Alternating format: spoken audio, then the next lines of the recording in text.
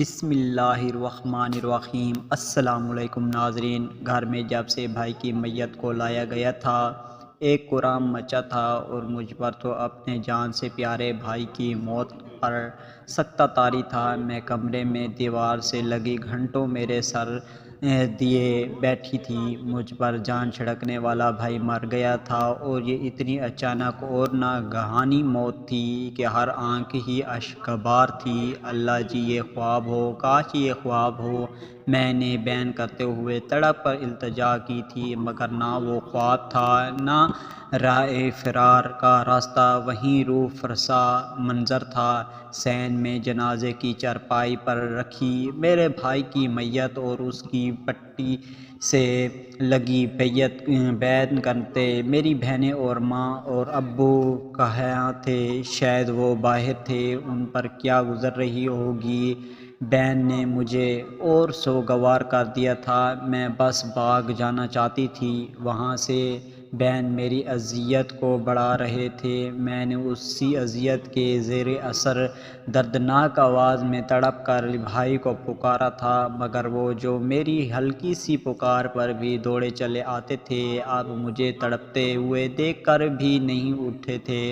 اذیت حد سے سوا ہوئی تھی تو میں نے راہ فرار کا ایک حل ہی ڈھونڈ نکالا اور مرے قدموں سے چلتی اسٹور روم میں آ گئی۔ سب اپنے غم میں ڈوبے تھے، کون پوچھتا کہ کہاں جا رہی ہو، اور میں چاہتی بھی یہی تھی کہ کوئی مجھ سے نہ پوچھے۔ میں بس وہاں سے چلے جانا چاہتی تھی جہاں ان نوحوں کی آواز نہ آئے۔ اسٹور روم میں دادی کی کئی سال پرانا خانی صندوق پڑا کرتی تھی۔ وہ صندوق اتنا بڑا تھا کہ اس میں بآسانی لیٹا جا سکتا تھا۔ بچپن سے ہی مجھے عادت تھی کہ جب میرا دل اداس ہوتا اور ماحول سے راہ فرار اختیار کرنا چاہتا تو میں اسی میں چھپ جاتی تھی، پھر بھائی مجھے منا کر اس میں سے نکال کر لے جاتے تھے۔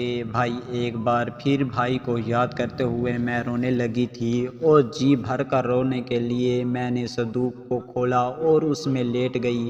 مجھے ایسا لگا کہ باہر ہوتے بہن بھائی کی میت کے ساتھ ساتھ میری میت پر بھی کیے جا رہے ہیں۔ میں مر چکی ہوں، مجھے گنگوں سکون محسوس ہو رہا تھا، میں شاید یوں نہیں اپنے بھائی سے مل سکوں۔ میں نے سکون سے آنکھیں بند کر لیے، اچانک میرے پاؤں پر کچھ چبھا تھا اور وہ چبھنا اتنی تکلیف دہ تھا کہ پورے جسم میں سرایت کرتے ہوئے مجھے تڑپ کر اٹھنے پر مجبور کر گئی۔ میں درد سے کراتی صندوق سے نکلی تھی، اس وقت میرا درد ختم ہو گیا تھا۔ پھر اچانک میں نے سنا کہ مرد حضرات میرے بھائی کو ان کی آرام گاہ میں پہنچانے کے لیے اندر آ گئے تھے۔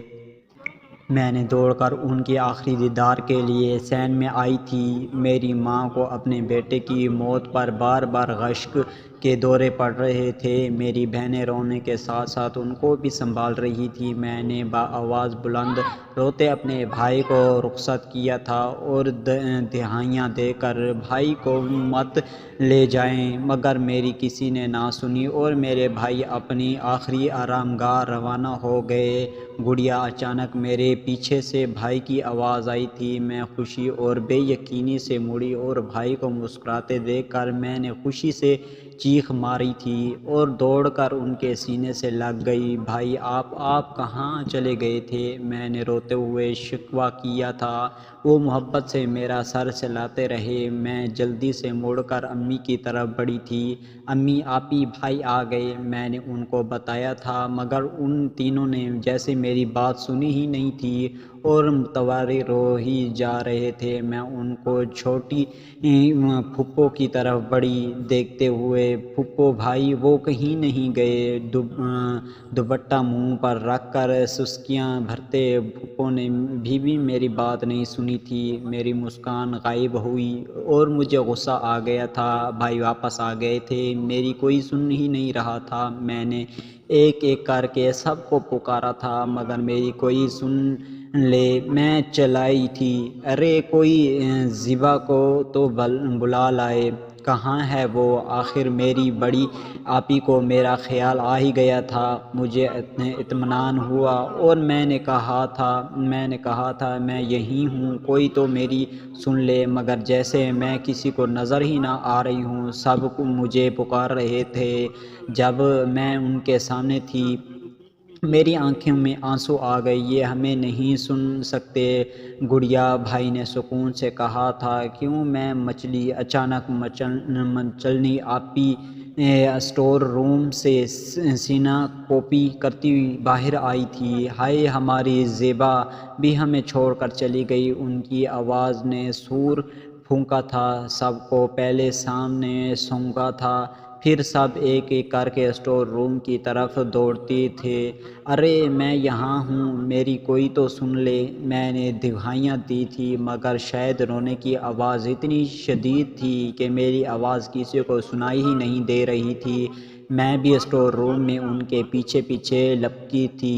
اسٹور روم میں کورام مچا تھا۔ امی میرے نام کا ورد کرتے صندوق کے پاس ہی بے ہوش ہو گئی تھی۔ میں عورتوں کو پیچھے ہٹاتی ان کو سہارا دینے آ گئی تو صندوق میں خود کو مردہ حالت میں دیکھ کر وہیں بیٹھتی چلی گئی تھی۔ میرے منہ سے نکلتی جھاگ، کھلی آنکھیں اور چہرے کی بے رونقی بتا رہی تھی کہ میرا اس دنیا سے رابطہ ٹوٹ چکا ہے۔ میں وہیں گر گئی۔ گڑیا صندوق میں یوں نہ جایا کرو، موذی حشرات بھی ہو سکتے ہیں وہاں۔ مجھے میرے بھائی کی تلقین یاد آئی تھی اور میں اپنی ہی میت پر ہچکیوں سے رونے لگی۔ پھر اچانک مجھے ایک اور جھٹکا لگا تھا اور گڑیا باہر آؤ، میرا بھائی مجھ پر جھکا، ذرا سے غصے میں بول رہا تھا اور میرا ہاتھ پکڑ کر کھینچا۔ میں صندوق میں لیٹی، پسینے سے شرابور۔ پھر یاد آیا کہ میں بھائی سے ناراض ہو کر اسٹور روم میں آئی تھی اور صندوق میں لیٹ گئی تھی، یعنی وہ خواب تھا۔ میں بے یقینی سے اٹھ کر صندوق سے باہر آئی تھی اور ان کے گلے لگ کر میں نے بے تحاشا روئی اور کہا، بھائی یہ صندوق جلا دیجئے پلیز، اور اسٹور روم سے باہر نکل گئی۔